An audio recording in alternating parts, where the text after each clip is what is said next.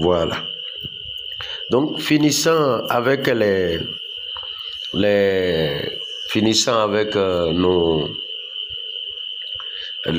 membrane, nous allons maintenant parler du rôle de chaque organisme cellulaire.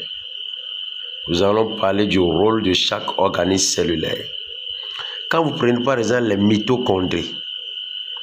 les mitochondries sont différentes des chloroplastes. Les deux, on peut vous demander également de les comparer. Mitochondries et chloroplastes, on peut vous demander de les comparer. Donc, leurs formes semblent être les mêmes, mais la différence va venir au niveau de leur rôle et au niveau de leur membrane interne. Chloroplastes comme mitochondries ont deux types de membranes, une membrane externe et une membrane externe. Je rappelle que chloroplastes et mitochondries, tout cela, ce sont des organismes cellulaires. Ok? Donc, chloroplastes comme mitochondries ont deux types de membranes, une membrane externe et une membrane interne. Mais quand vous prenez par exemple le chloroplaste, la membrane interne va faire invagination, mais elle va créer des crêtes qui sont parallèles au grand axe de l'organisme. Mais quand vous prenez les mitochondries, la membrane interne va créer des crêtes qui sont perpendiculaires au grand axe de l'organisme. Donc ça vous permet de distinguer les deux. Ok? Voilà. Maintenant, quant à ce qui concerne leur rôle, le chloroplaste va intervenir dans la photosynthèse. Le chloroplaste intervient dans la photosynthèse. Mais les mitochondries vont constituer la centrale énergétique de la cellule sous forme d'ATP. Donc les mitochondries vont fournir de l'énergie à la cellule sous forme d'ATP. J'espère que vous me comprenez. Il y a également, donc autrement dit, il joue le rôle d'oxydation cellulaire. Vous avez également les vacuoles. Les vacuoles, vous pouvez en distinguer deux. Ça dépend de l'organe, de la structure cellulaire dans laquelle vous êtes. Si vous prenez par exemple la paramécie va avoir deux vacuoles et deux noyaux. Il y a une vacuole digestive, il y a une vacuole excrétrice ou pulsatile. La vacuole digestive va jouer le rôle de digestion. C'est le rôle de toutes les autres vacuoles un peu partout, la majorité. Et la vacuole pulsatile va jouer le rôle osmorégulateur. Voilà. Ok? Et ces vacuoles vont aider également dans la turgescence cellulaire. Ou voir le phénomène de la turgescence cellulaire. Donc voilà un peu.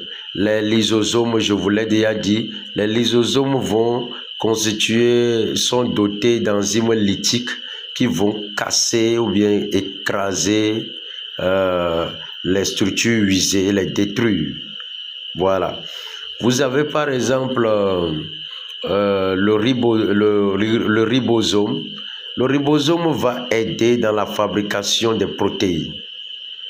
Le ribosome interviendra dans la protéosynthèse ou bien dans la synthèse des protéines, tout comme le réticulum endoplasmique.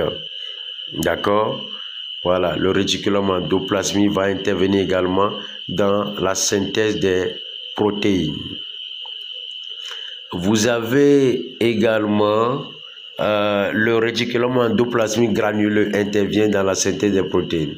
Vous avez le réticulum endoplasmique lisse va intervenir dans la synthèse de glycérol, de styrol. Voilà. Vous comprenez un peu. Des alcools et autres là. Donc, vous avez, à part le ribosome, le réticulum endoplasmique lisse et rugueux, vous avez également l'appareil de Golgi qui va intervenir dans la maturation des protéines, dans leur stockage, dans leur transport, dans leur mixage. Voilà, les appareils de Golgi ou bien le dityosome. Ça va intervenir dans la maturation, le mixage, le stockage et le transport des protéines. Voilà. Vous avez également le centrosome. Le centrosome, quant à lui, il va former deux centrioles. Le centrosome va former deux centrioles et c'est grâce à ces deux centrioles, on va créer ce que nous appelons les astères. On va créer les astères. Les astères, ce sont ces éléments-là qui vont nous aider lors de la division cellulaire chez la cellule animale. Voilà. Il y aura un astère au niveau de chaque pôle. Donc, quand le centrosome se divise, ça va donner deux centrioles. Et chaque centriole va évoluer pour créer des astères. Et à travers ces deux astères-là, on va créer les fibres achromatiques ou bien les fuseaux de division qu'on a au niveau d'une cellule à division à travers lesquelles les chromosomes vont migrer. Voilà un peu. Je crois, le noyau, c'est le centre vital de la cellule. Le noyau, c'est le centre vital de la cellule. C'est le noyau qui contient un ou deux nucléoles qui vont servir après également. Le noyau contient, c'est le centre vital de la cellule. Le noyau a également un rôle morphogénétique. Donc, c'est lui qui donne la forme aux organes, ainsi de suite. Je vais vous en parler dans la progression. Comment le noyau a également un rôle qui se fait voir par l'expérience de la mérotomie chez les amibes. Voilà.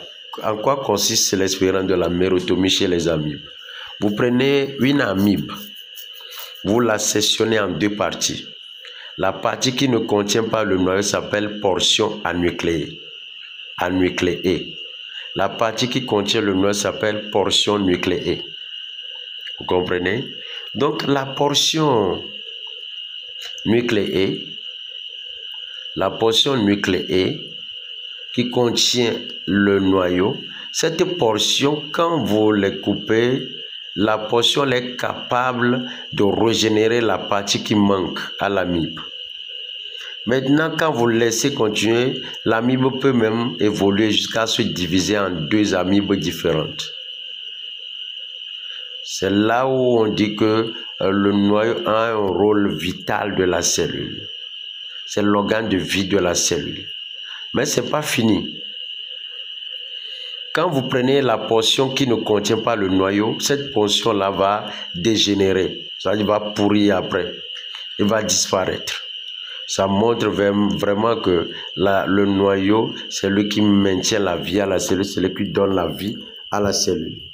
Ce n'est pas fini. Il y a l'autre expérience toujours avec les amis qu'on peut faire. Vous pouvez prendre une amibe A avec la peau dentelée et une amibe B avec la peau lisse. Quand vous transférez le noyau de l'amibe A, amibe à peau dentelée, dans la portion anucléée de l'amibe à peau lisse B, vous allez voir que c'est le noyau de l'amibe A qui est transféré dans la portion anucléée de l'amibe B. Donc, si vous vous attendez à voir une amibe à peau lisse, ce n'est pas vrai. L'amibe qui sera obtenue, c'est une amibe à peau dentelée. Pourquoi? Parce que c'est le noyau qui donne la forme aux organes. C'est là où on dit que le noyau a un rôle morphogénétique. Vous voyez? Donc, et le noyau donne le type, son caractère à l'organe qui est créé. La même expérience peut se faire avec deux types d'acétabulaires. Les acétabulaires sont des algues marines. Donc, vous avez deux types d'acétabulaires. L'acétabularia méditerranea qui a un chapeau à bord lisse. Et vous avez l'acétabularia crénulata qui a un chapeau à bord crénelé. Maintenant, quand vous sectionnez l'acétabulaire, n'importe quel acétabulaire, en deux portions, une portion anucléée, une portion nucléée, vous allez voir comme on l'a vu avec la